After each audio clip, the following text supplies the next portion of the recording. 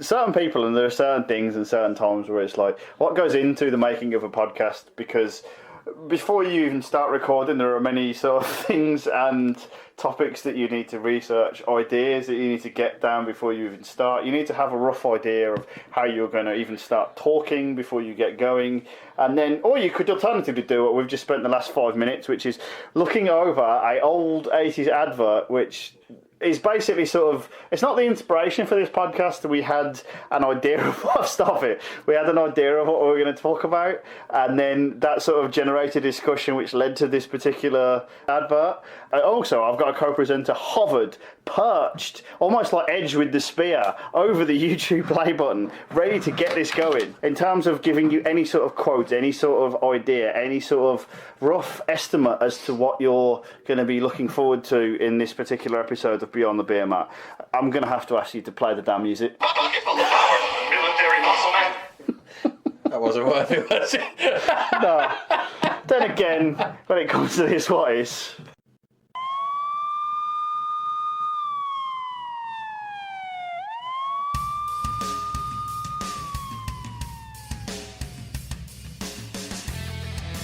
You see, 2 weeks ago when Bobby Lashley speared me,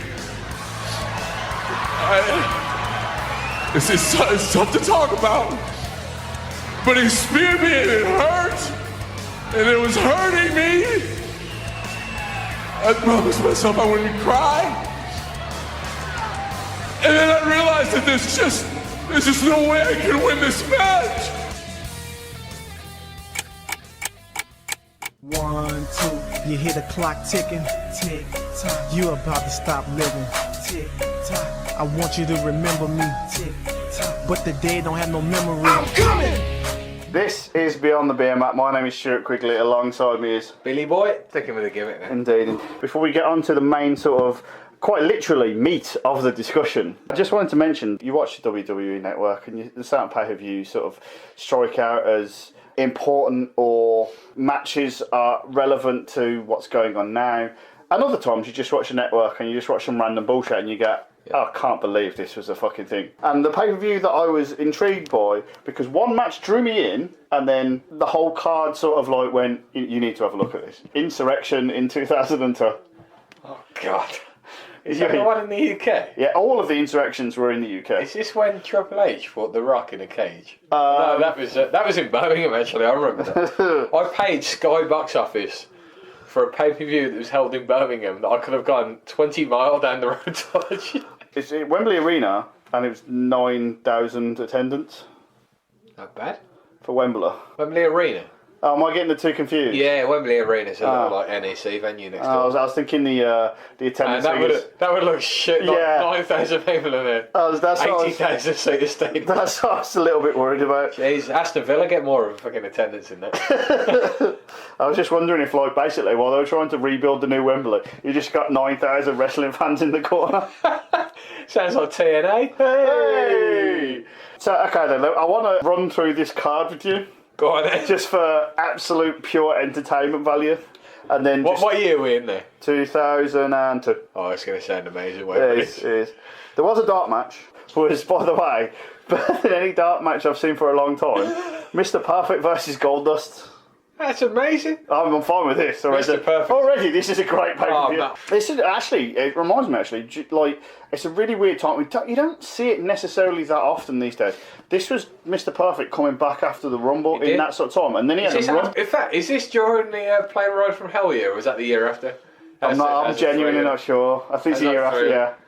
Hey, I love Kurt Hennig. I think he's a great wrestler, great gimmick. I love him. I think He's a the great kind wrestler. of guy who, if he was in the company today, would be a megastar. He's better than anything on that roster right now. Sorry, he's better than anything on the mid card right now. Let me. Oh no, he wouldn't be in the mid card. He'd be an absolute solid. Yeah.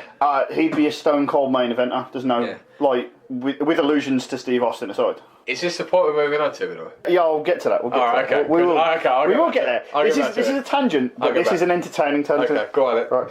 First match, opening match. Rob Van Dam defeated Eddie Guerrero via disqualification for the IC title. That was the opening match? That was the opening match. Yeah, that sounds like a good solid IC match, to be honest. I'm fine with that, yeah. Do you remember that opening match we saw at the Birmingham NEC? It was Eddie Guerrero versus Rhino. and Rhino came out to get some heat rather than act heel. He just went, fuck you, to the crowd. Literally. You wouldn't get it now, would you? No, you couldn't. It'd be £10,000 going, you could say that this show should be PC. Yeah, you say that, right? I remember back in the day, a WCW house show where within an hour of one another, Goldberg lifted up a baby, and I remember thinking, oh, if you drop that baby, fuck me, man, we're in trouble. Not an hour later, Scott Steiner got drawing with someone on the front row, and then, apropos of nothing, just jumped the barricade. That guy's brilliant. He's a complete lunatic, but I love the guy. I agree. The next match is a women's match, which is actually interesting enough because it's not for the women's title. I don't know what the storyline was going on around this, but it's a sort of... it was a bra and panties match in 2002. It wasn't. It wasn't. Okay, all right. It's an interesting match that would be... Do you know how everyone says, oh, women's wrestling now versus women's wrestling then? Yeah. I would genuinely be interested to see this match in isolation because I don't think it would have been terrible. You know, because you think, oh, it must have been terrible. Right? It's Jacqueline and Trish defeated Jazz and Molly Holly. Do you know what? Before you said that, I had in my head, if it was a solid women's match about then, Jacqueline versus Jazz. Because I think them two were solid wrestlers, but... It's almost reversed, sort of, you got reverse sexism, which doesn't exist. Reverse bullshit in terms of wrestling, of everything now in terms of the men's game must be shitter because the Attitude Era is so much better, but everything now must be better in terms of the women's game because the Attitude Era is so much more sexist. Whereas this probably was fairly decent. They got sounds like a solid match. Yeah, they got a decent amount of time. Trish is sort of on a road, but Molly Holly was always a solid wrestler. Yeah. There's 4 good wrestlers there. The problem is, I'll probably watch it back now, and it'll be an absolute clusterfuck of bullshit with Jerry Lawler going puppies throughout the whole thing. You want some hardcore wrestling? This isn't a hardcore match, but I'm intrigued to see. After the women's match, I'm reluctant to use the word stiffness, but X-Pac defeated Bradshaw. That doesn't sound like a match. Because that was when Bradshaw... Was he in the APA at that point? Yeah. Or was he an acolyte at that point? This match actually went 8 minutes, by the way. 8 minutes, really. I bet X-Pac kicked his ass for 7 up. That leads very nicely on to Booker T defeated Steven Richards for the hardcore title. What? Steven Richards fighting Booker T for? It's a bit of a clusterfuck here because... No, my point is Steven Richards should never be allowed to fight Booker T. Booker T is a far superior athlete. He's twice the size of him. He's twice as hard of him. Basically, what ended up happening, because I've got an asterisk here, which I've got Crash Holly pinned Booker to win the title, Booker pinned Crash, and then Richards pinned Booker. I'll tell you what, I bet they went at Wembley and carried on that match afterwards, didn't they? Yeah. I'm going to skip the next match, because the next match is what's brought me onto this. Go on. So, for the European Championship, Spike Dudley defeated William Regal. That went 4 minutes. What? Yeah. There's some bullshit going on there. Next up, Steve Austin defeated The Big Show. Ric Flair was a special guest referee. That sounds alright. It's that sort of era. Steve Austin's neck is probably hanging on by a thread at this stage. Oh, Paul Whiteman. He was a bit large at that point, wasn't he? Larger Than Life, I believe, was the t-shirt. Is that one of our friends met him at Birmingham Airport? And he asked him what he needed to do to be a wrestler. Yeah. And he told him he needed to eat his vitamins. Sounds like a Hogan thing to say. Big Show, Hogan, they're easily confused. Big moustache, bald. Ish. Probably not back then, but now, yeah. Same person. Basically. And the main event, which was not for the title, Triple H defeated The Undertaker in 1431. He got that win back for WrestleMania. It's all about insurrection. Is it 2002? Yeah. He was on a hot streak then, haven't he? Mm-hmm. But then I'm going to wind this back up because all of that's fine. The last 3 matches, okay, fine. You get your Stone Cold Steve Austin, you get your Big Show, you get Triple H, Undertaker, that's fine. For some reason, jammed into the middle of this card, which is the match that caught my attention, was the Hardy Boys, Jeff and Matt. I'd just like to point out before I name their opponents. This match took 6 minutes, right? Relative squash is 6 minutes. Their opponents were Shawn Stasiak and Brock Lesnar. Well, you can easily isolate Shawn Stasiak. If you can't get a tag, you can't get a tag, can you? I like the fact you're trying to apply logic to this. Bit of a twist of fate here and there, bit of a swan turn. Brock Lesnar's not tagged in, you can't do anything, can you? Everyone forgets. Brock Lesnar should be holding the rope at all times during the tag team match. Let's not forget that shit. It's like hopping, here comes the pain sort of start. Here comes the pain. How about you apply the rules, Mr. Lesnar? Paul Heyman was in the corner, so he could have run interference. Shawn Stasiak, bit of meat. Ironic considering he stood next to Brock Lesnar. Yeah, no, this is kind of why I got onto this. This is obviously because Brock Lesnar's not been on the roster for that long at this point. He joined in 2000. When did he win? He won He won the title. 2002. Yeah. He won King of the Ring, didn't he? Everyone forgets the rub that he got from teaming with Sean Stasiak. Wow. Pushed him up the card. Are you saying he got a rub of meat? A meat rub. Jesus. Brock's going to kill you if he listens to this, by the way, which he definitely is. Oh yeah, Brock loves this podcast. He's been like, I need to get on the Beermat, and now he's listening to this going, I can't believe they're bringing up the sort of dark past. You forget, like, Triple H brought up his dark past with Kane, with Katie Vick. Bringing up Sean Stasiak to Brock Lesnar is infinitely worse. But Sable's having a listen as well. Jeez. She don't like him having a rub of meat, does she? Oh man. Okay then, we've had our fun with Insurrection, which I think is the first time anyone's ever said that, because I believe the time, even now to a certain degree, you see what happens, the reaction when they come over it. We were rabid for this sort of stuff, we would go mental, and then they give us like some terrible B-show pay-per-view in return, and we'd be like, yay, Sky box office, I can watch... Hey, we made it to pay-per-view, that's all that counts. Like, you know, like the Greatest Royal Rumble was a glorified house show. We were getting these something like 15 years ago. Yeah, if we'd have got 50 people in a Royal Rumble, we'd have been happy. Yeah, we'd have been fine with that, even if all 50 were mid-carders. I'll tell you what, we'd have been happy with like 15 people in the Royal Rumble, that's my 50. Well, they're trying to bill a pay-per-view from, like, Swansea saying, like, the average Royal Rumble. The average, I like that. Okay, so we're going to leave that to one side now, because that pay-per-view, as infamous as it is, it's going down as one of the greatest pay-per-views in... It's going down as the greatest night of Brock Lesnar's life, isn't it? Oh, yeah, Did they hold his whip? Yeah, they did. Gee, you got 6 minutes. You got a rubber meat and a last... Oh, a terrible night. I look forward to, at some point, Broken Matt Hardy reliving this with Brock Lesnar for a time. The lake of reincarnation, Sean Stasiak comes out. Remember your old partner. I can't do his accent, sorry. I sound like a dodgy Italian one. Partner. Mister... You went French then? I did. I thought the Quebecers are coming out. Okay, so we're going to go from there to what we're actually designed to talk about in this podcast, which was, you made a point after WrestleMania this year, and I think it's become a sort of trope of Vince McMahon, which is this idea of, like, he has a certain idea and a certain look as to how he wants his guys to look. And obviously, since Eddie Guerrero and then further on Rey Mysterio, that's sort of gone down the wayside. I just want you to talk me through, initially, what your point was at WrestleMania about sort of the size of certain wrestlers and what you think is happening or has happened. Well, it wasn't this WrestleMania. It was last WrestleMania when Goldberg. It was when Goldberg fought Brock Lesnar. Okay. Except when you watch those two, they look like Goliath. They look like larger-than-life athletes that look like they can kick each other's head in, and did for 5 minutes. Mm-hmm. We should point out, by the way, that not everyone liked that match in the same way that we did. No, they didn't. I liked it because it reminded me of an old school match where the wrestlers... Oh, it wasn't a great technical match. It wasn't the Bret Hart, Mr. Perfect. No, it wasn't that, but it was two old school wrestlers kicking the crap out of each other. That's what I want to watch. And when they did it, it's just when you watch mid-carders now, like Dolph Ziggler and... I like Rusev. Rusev's an exception. And Cesaro, they're just not average blokes. If you put them next to Goldberg, put them next to Lesnar, put them next to Hogan, Nash, even Scott Hall. Scott Hall's not a big bloke back in the day. No. Macho Man wasn't a big bloke back in the day, but they looked, Lex Luger, looked larger than life athletes. Okay. No, they just look average. I know what it is. They can't get away with the premium, how can we say it? Premium medication they could get away with back in the day. Okay. I know what it is. Right. But I'll resist the temptation to name a former SmackDown World Champion who's currently on the Raw roster that is very heavily suspicious of that. Well, actually, you say that, right? I don't know whether he is. Either that or he skips leg day. Because I've seen his calves, man. His calves look tiny. I'm back onto a Rhino in his quads here. Oh, jeez. Hey, look at Jinder's legs when he's in the gym, right? Oh, we named him. Did you? What? We were so subtle before. If you look at Jinder, right, great upper body physique. Apart from them weird nipples. You can't have the weird nipples, that's nature. Fair enough. It's nature. The nature boy. Woo! Weird nipples. Don't hinder Jinder, baby! Woo! Carry on. That's why he wears all that padding on his legs. He wears padding on his shins and whatnot, because he's got chicken legs. But anyway, what was your point about Jinder?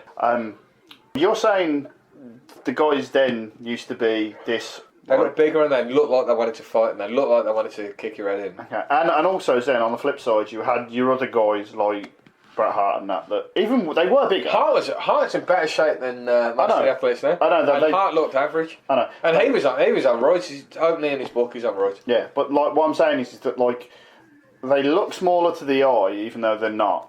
But they can do the wrestling. So when you look at it, when you watch it back from that sort of era, you've either got your big absolute bastards or your technical magicians, right? Agree, yeah. Is the problem... I don't even think it's a problem necessarily. Are WWE trying to have their cake and eat it by having everyone both? Yes, they are. You have to be technically proficient and amazing and be a beast. Which is what happens.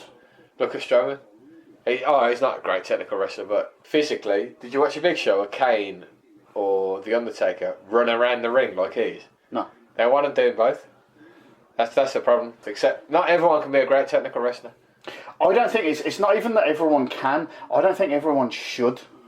Look, back in the day, there were two divisions. There was the IC title and there was the heavyweight championship. Yep. The heavyweight championship went to the heavyweight wrestler. Yeah. Like boxing, like UFC, anyone with a weight division. The IC title, I know it's called the Intercontinental Heavyweight Championship for any marks listening out there. They weren't winner. They were the mid card. They were the smaller guys. Roddy Piper, Bret Hart, Mr. Perfect, which is great. I thought that was the right way around to do it. And then when you started getting people like, who's the first one? Bret Hart won it. I don't count that. He was the guy that everyone He was the credits. first guy that did it. Who's champion? You had the sheep before Hogan. Hogan refused to drop it for 50,000 years. And he's still got creative control over that, brother. And then who went off Hogan? Warrior. Yeah. Looked solid and dominant again. Slaughter in between. Big. He went Hulk Hogan. Fuck, he was a big bloke though. After that, Yokozuna, big man. And Bret Hart was the first one that changed it. Yeah. And then Shawn Michaels, and etc. And Shawn Michaels is not a weedy guy. People sort of... No, he's not. When you stand next to him, he's not. No. The thing I would sort of say about this is that, like, you're talking about this now, and it's an era which is nigh on 30 years old now. Yeah, it is, I suppose. Right? Yeah. And if you look at anything 30 years ago, like, technology-wise, what you had then to what you had now, the advancement is this. And it's always the trade-off. With any sort of advancement, it's the trade-off. What do you lose through what you would call progress? Yeah. Well, we're sat in a shed that's got Wi-Fi. Yeah.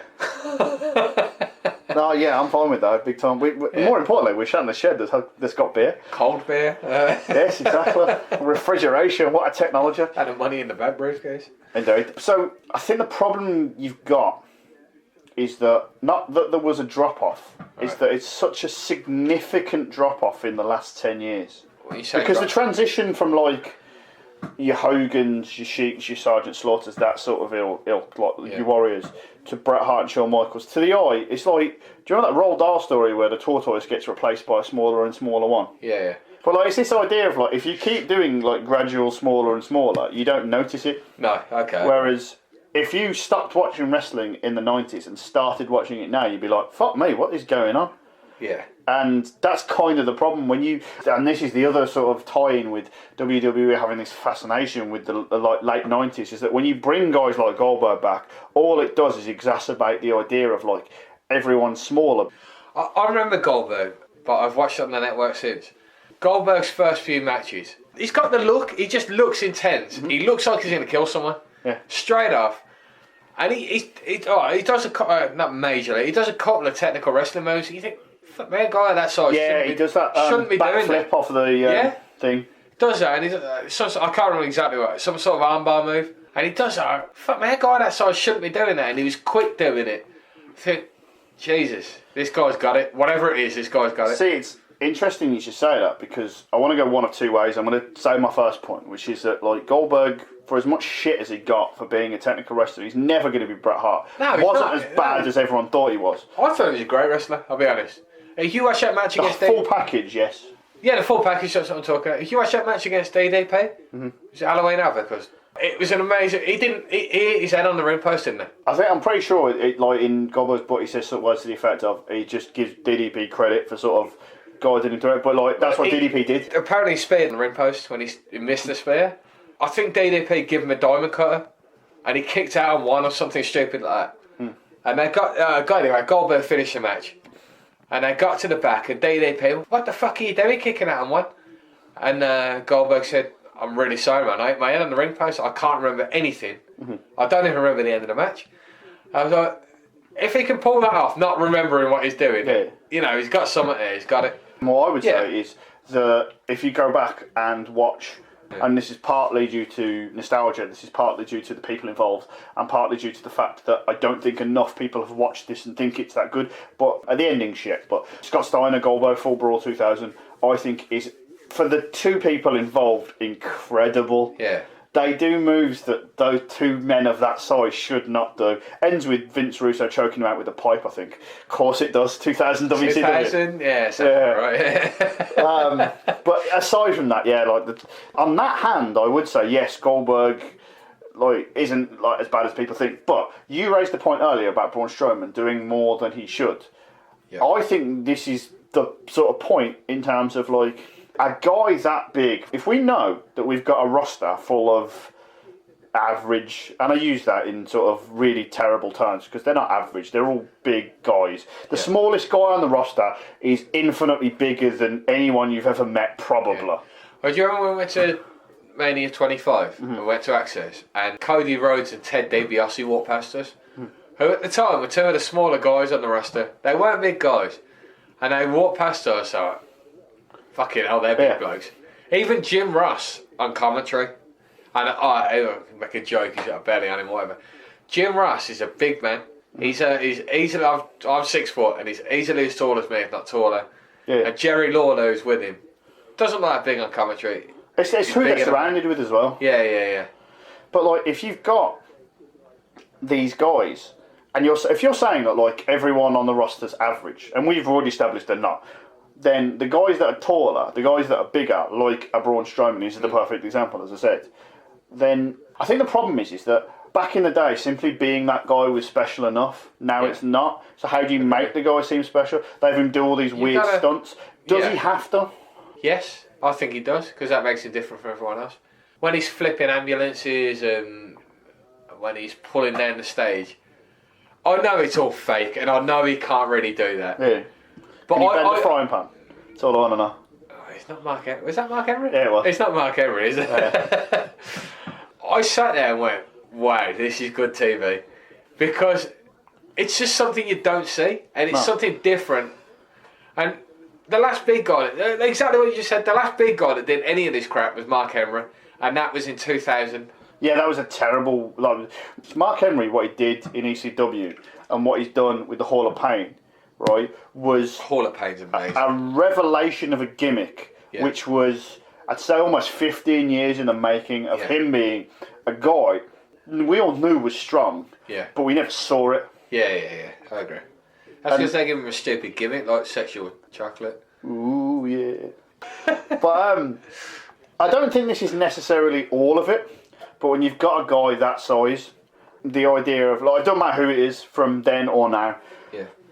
I'm not saying 24 hours a day, 7 days a week, but some of the whole idea of watching wrestling in the first instance is the escape of watching a character or a story. Yeah. And I do think the two medias do go hand in hand because obviously people look up to the wrestlers in question, so it's a bit like a comic book, like a story, like a superhero sort of thing. That's what I and when you see fellas like Braun Strowman just throwing ambulances around and doing stuff like that, you are literally seeing what you would see in the pages of a comic book. And whether it's a villain or a hero, it's the idea of I don't want to go too far in the arms of it's not like the Hurricane and he's a full-on comic book hero, but you're seeing things that you wouldn't see and can't see on an everyday basis. Wish I could kick Roman Reigns' ass every day. That'd be great.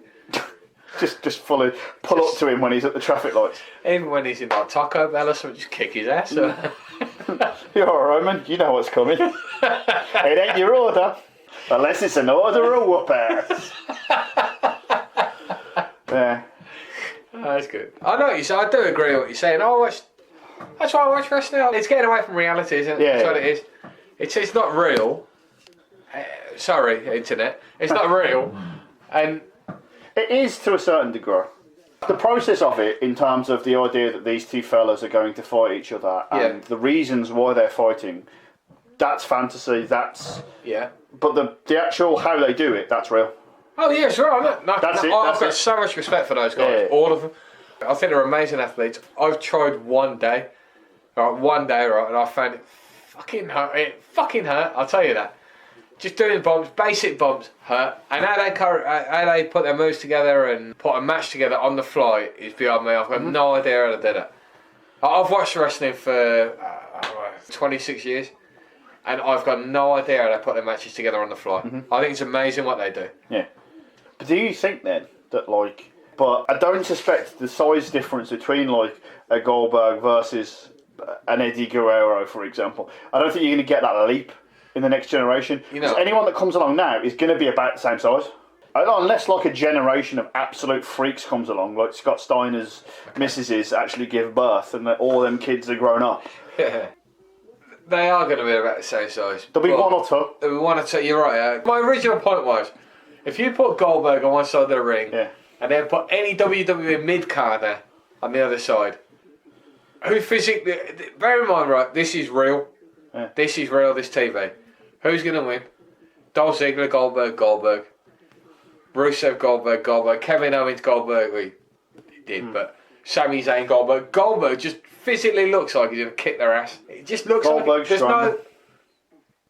Goldberg Strowman. That would be a good match I wanted to see, yeah. That would, because I don't know. And that would be a good match I want to see. But their guys at the minute just look like... They look like indie wrestlers. They look no different to indie wrestlers. Here's a question. They're in better... Some of them, I'd use that loosely, are in better physical shape because they can spend 7 days a week in the gym. Yeah. Whereas the indie wrestlers that we watch can't. Okay, here's the question I want to make sure that we've got the difference between. Because if we're talking about one thing, then that's wrong. But if we're talking about the thing I think we're talking about, then we're fine. Are you talking about the difference between the way they look? The way they look, I'm talking about. Okay, not the way they're booked. The way they look. The way they look, yeah. Okay. Because this is meant to be... Bear in mind as well that part of Goldberg's aura is the way he was booked.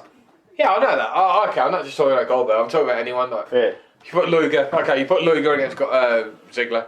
Luger's... Oh, I know they're on roids, but they look like they could kick their ass. I want to watch...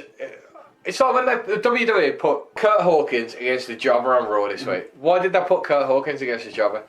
To end the streak, number one. But why? Because he looked like he could physically kick their ass. Right? If you put someone from the 90s against someone now over the other side of the ring, you would expect them to win because they can kick their ass. This is the thing I would say about that.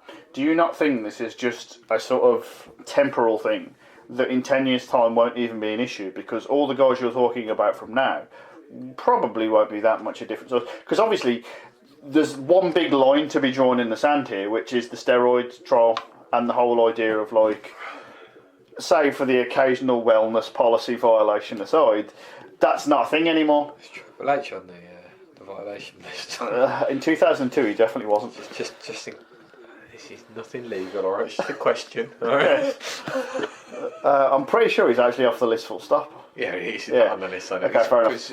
Any part-time talent's not on the list. Alright. Also, Dwayne's just on the record either. again and just pointing out facts. Yeah. Question, alright? Yeah. So when you've got that definitive line, nothing after that is going to look the same as that, ever. No, I agree. It was a pure line. Still don't make it any different. I think here's the question I would ask, because he's the one guy, and we've said his name over and over, and we'll probably use him as the example. Because realistically speaking, right now, he's the only example. You look at a guy like... Who are the big guys like Bobby Lashley? You've got big guys. Bobby Lashley, right? Bobby Lashley looks like he could kick Sami Zayn's fucking head in. Right, is that going to happen? No. Sami Zayn will probably sneak off with the victory. That happens though, that's a thing. Yeah, if he cheats. That's a classic wrestling trope, I'm fine with that. Classic wrestling, I'm fine with that. If he cheats, there's no way Sami Zayn could beat Bobby Lashley in a fight. Although, Jericho beat Goldberg, so chucks my story out the window. But... That's a very good point, actually. Have you seen it's a WWE exclusive, so you probably haven't, the promo that Daniel Bryan cut on Big Cass a couple of weeks ago? Yeah, I've seen that. The gist of it, for those that haven't, was basically Big Cass is just a big guy that hasn't actually learned how to wrestle. And if you're going to play into this idea that all these big bastards are just big and that's it, I'm fine with that. Whether it be you want them to just kill people, or you want them to be like, oh shit, all they've ever done is be big and they've never actually learned how to wrestle, I'm fine. Great. If you get this middle ground that we're talking about, where like they're running around bumping for like mid-carders that they probably shouldn't, like Braun Strowman, for instance, since like, I actually think it's actually incredible now that his run with the Wyatt family, no one remembers. Oh, I think he's done a phenomenal job. When he started, he was very green. Remember that Royal Rumble and he was green and in the Wyatt family. And Brock Lesnar did try and kill him in that. Oh, is that the one where like you like need him in the face, nearly? I think, yeah, that's it. I think Yeah. Strowman was trying to be a bit stiff with him because he could, except Lesnar taught him a lesson. We that came back 2 years later, and oh yeah, it was the same thing again. But I think every single podcast, and I really hate repeating myself in this instance, but every time we talk about an aspect on this podcast, it always seems to come back down to one thing. And I'm going to ask you, and I know it's not simple as a yes or no, but is it as simple as the idea that big guys were more revered because Vince had his hard on for big guys, and they're always booked better than the big guys now who have to just bump like everyone else? I see what you're saying. I still think he's got a hard on for big guys though. Look at Jim there. Do you know what? I don't think people give him the credit he should get, right? Because he's improved a lot in the ring. Yeah, that's it. Right, it's not just his physique. He's improved. Okay. Oh, I see what you're saying actually. Yeah.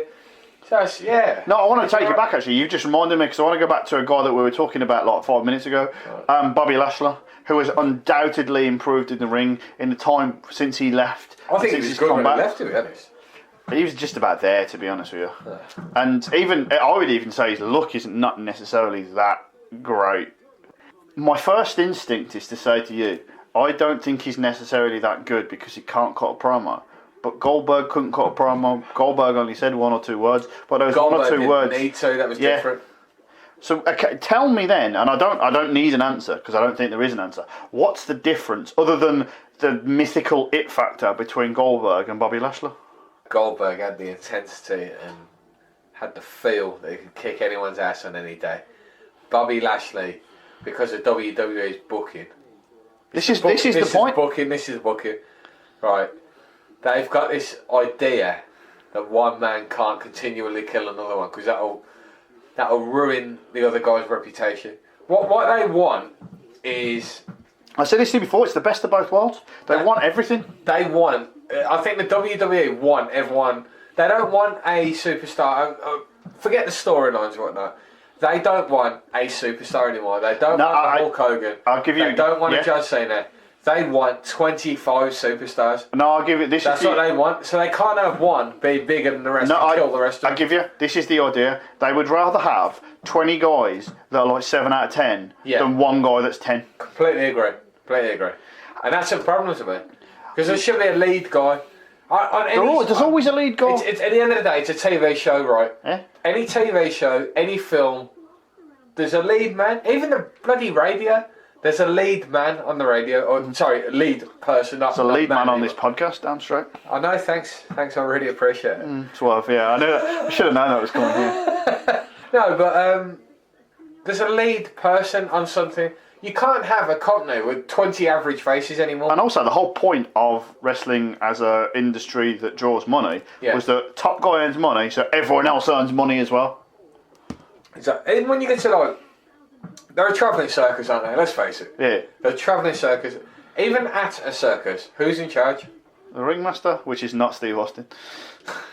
That's good though, I never thought that.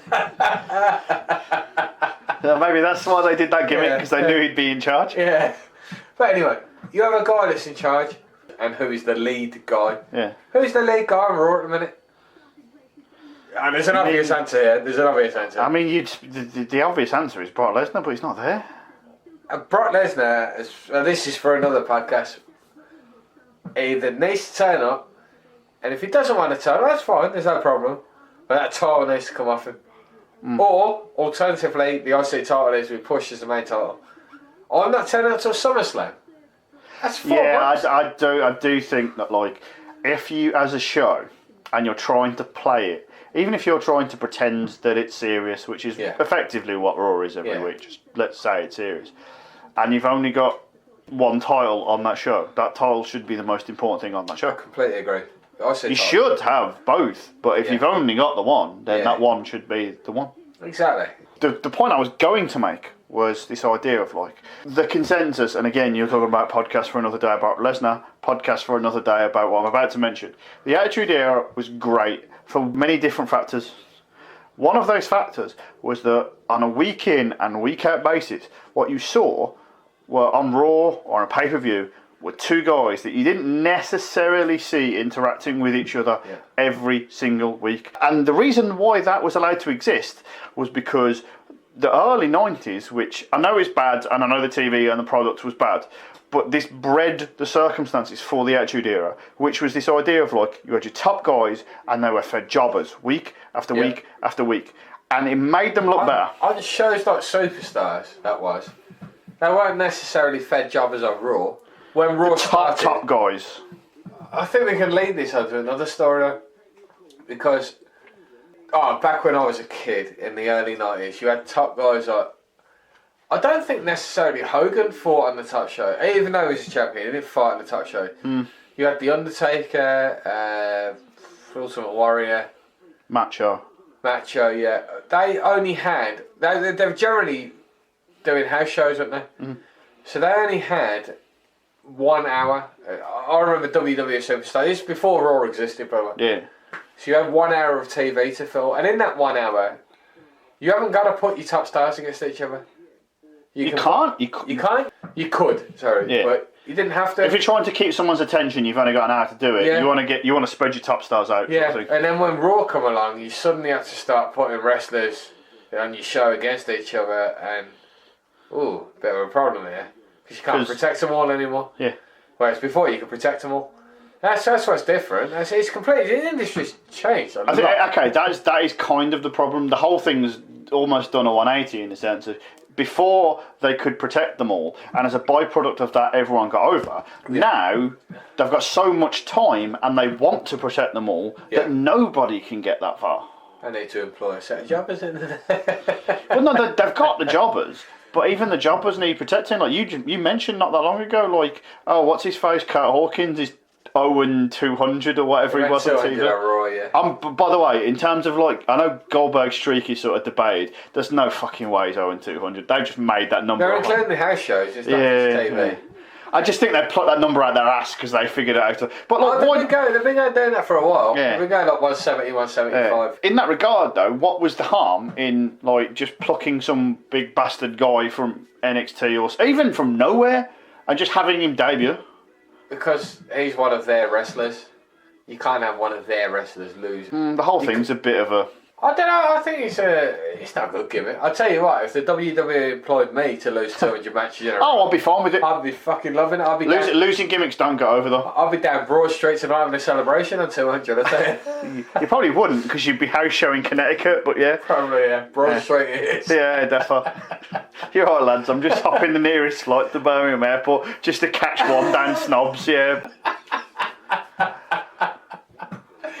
Oh dear. To sort of try and loop this all around then, because we've gone from a sort of conversation between the whole idea of how they looked to how they booked to a combination of both.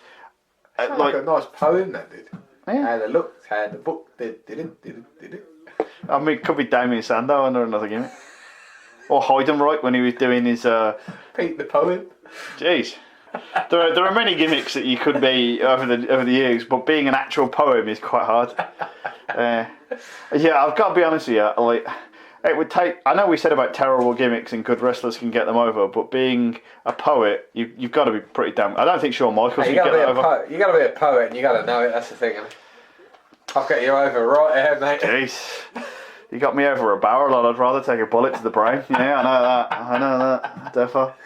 Without trying to rhyme any further, is there any sort of comfort in the idea that the size difference won't be an issue anymore? And the only way it can be an issue anymore is that someone will come out of the blue and look bigger, rather than they're not getting any smaller, and they're not small. We know they're not small, but like it's not gonna work. They've got the best physicians. Well, I say the best. They've got good physicians around them, haven't they? They should know how to eat right, and they should know how to act. And I'll give Seamus some credit on this one. I've been watching these videos on YouTube, right, and they go through a gym routine, and they explain what to do on a certain day: leg day, chest day, arm day, whatever. Yeah. And I think it's really good how they train.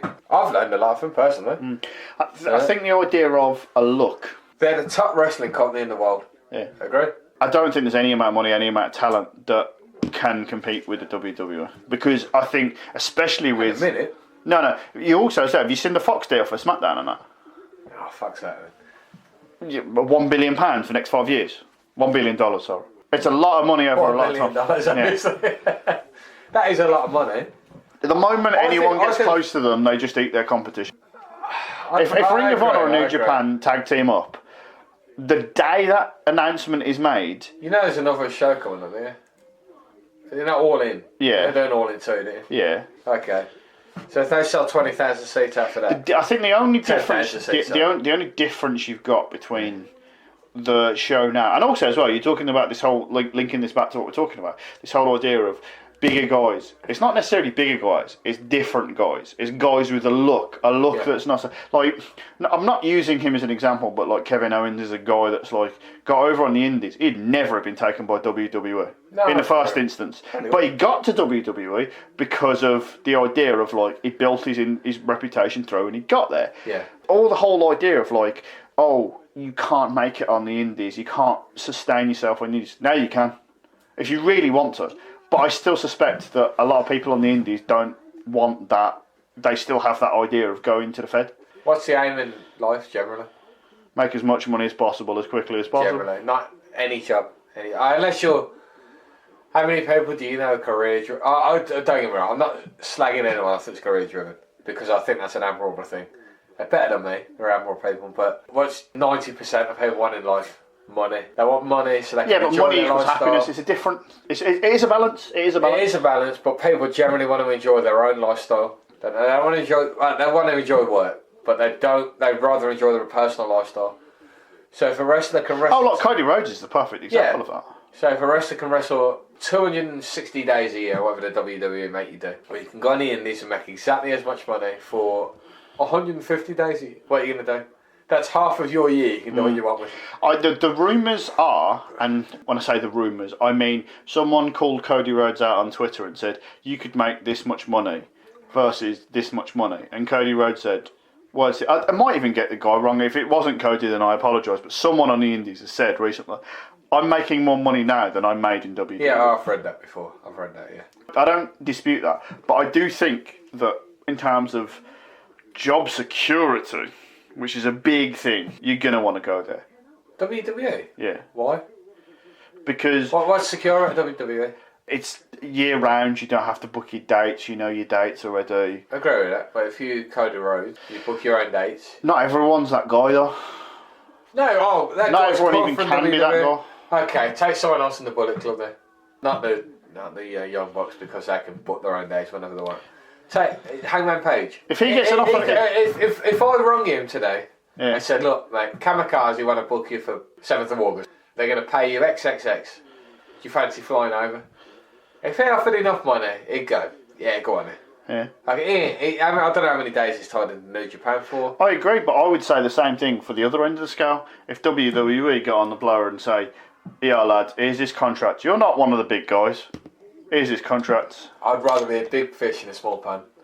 I think that comes down to personal preference, though. Okay, if you offer me £1 million on the scale for WWE, I know it's unrealistic. £1 million for WWE, and you're going to be a little fish in a small pond.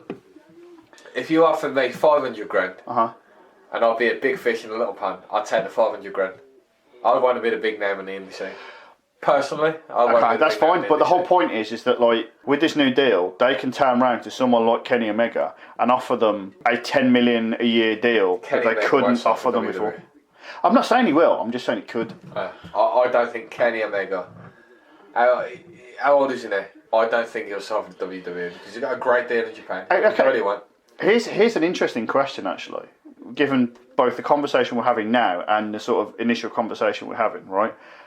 We're saying about this whole idea of like, oh, the guys back then were like bigger and looked more devastating, right? Yeah. Whereas now, WWE's reach is bigger and they can go anywhere in the world and pick anyone they want. So the idea of like, if around the world there aren't these guys, that tells me it's not a WWE thing. It's a wrestling thing. It's an industry thing. Yeah. It's just the way it is now. Yeah. I'm not necessarily saying in terms of physique, but the last guy they picked that had a look that was like different, Nakamura. I agree with it. What was I saying in January? I was saying, yeah, they still fed him through that bullshit. The guy's got no charisma. He was called the artist. Oh yeah, that will get him over the artist. Physically, right, he looked like me, without a belly on him, but he looked like me and more Japanese than me, but in fact, he looked nothing like me because of me. Yeah. The more you think about it, yeah. I can't believe I wasn't doing this podcast with Shinsuke Nakamura then for a second. Anyway, he didn't look like an athlete, did he? But now he's got some charisma about him after they fed him through the bullshit machine. Yeah, no, this is the flip flop of the whole thing. Yeah, right? I see what you're saying. But anyway, back to the original point. Eh? Shinsuke Nakamura over the ring from Goldberg. Who looks like they're going to win? Is the most important thing who looks like they're going to win? On paper, yeah. And then it creates intrigue on whether the other guy can beat the other guy. Whereas if you get rid of Nakamura for Dolph Ziggler, Goldberg's definitely going to beat Dolph Ziggler. Okay. The whole issue Probably here. going to beat Nakamura as well, Yeah. to be fair. No, this is the thing, right? If when you're, I'm gonna use this as an example in other sports. If in boxing or football or in the NBA, when you've got a guy or a team or a thing that is so all powerful and is just killing everyone, and then you put them up against a guy that's like, if they're a bum, they're a bum. Yeah. You know this, you can call this out. It doesn't matter how they got there, you know they've got no shot. And generally speaking, that's sort of when, I don't know, Man United Millwall in the FA Cup final sort of style thing. Yeah. Most boxing matches these days, unfortunately. Right, yeah. And any time LeBron James and the Cavaliers come up against Toronto. That being said... What about when Houston got their ass kicked by Golden State the other week? You really just want to get that in. Just lay into Chris Paul, yeah, it's fine. But the whole idea of like, in sport, you don't need that longer list of ifs to make you think, oh, okay, that guy's got a shot.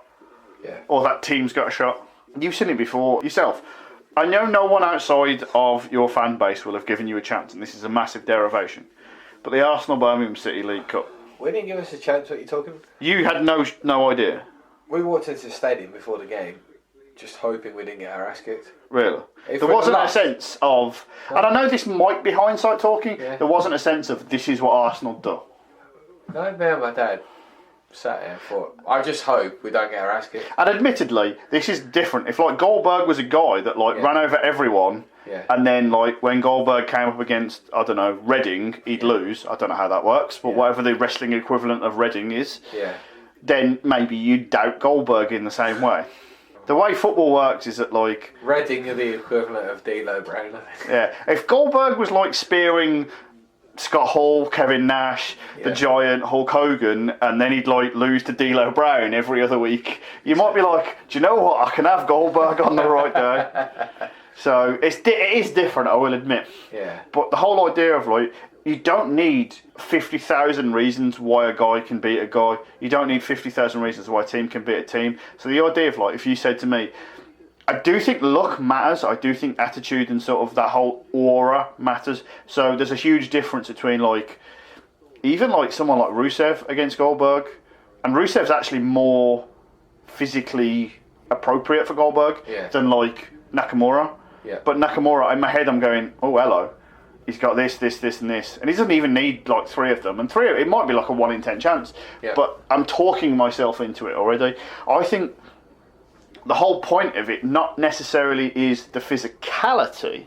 It's the idea that they don't look the same. And I think this is actually an interesting point that we haven't raised, which is that like in the mid-2000s, everybody looked the same. It's like Vince McMahon looked at Randy Orton and went, give me fucking 50,000 of these bastards. I agree with that. And unfortunately, me mentioning Randy Orton, that appears to be my sort of like summoning to hell, because every time I even think about him, I can't help but think about that match at WrestleMania 33. Was that last year's? that the Bray Wyatt Wiggly Worm one? Yeah. Which is the match he rode down to the ring on a sperm, and now I have to go into a corner and cry myself to sleep. So, yeah, I don't want to think about him or that or this or the other. What I do want to think about, and unfortunately I won't be able to do it until I wake up, crying and screaming that I've actually had to remember that match, is that this podcast has been amazing. You've been listening to Beyond the Beermat. Thank you for listening. Goodbye for now.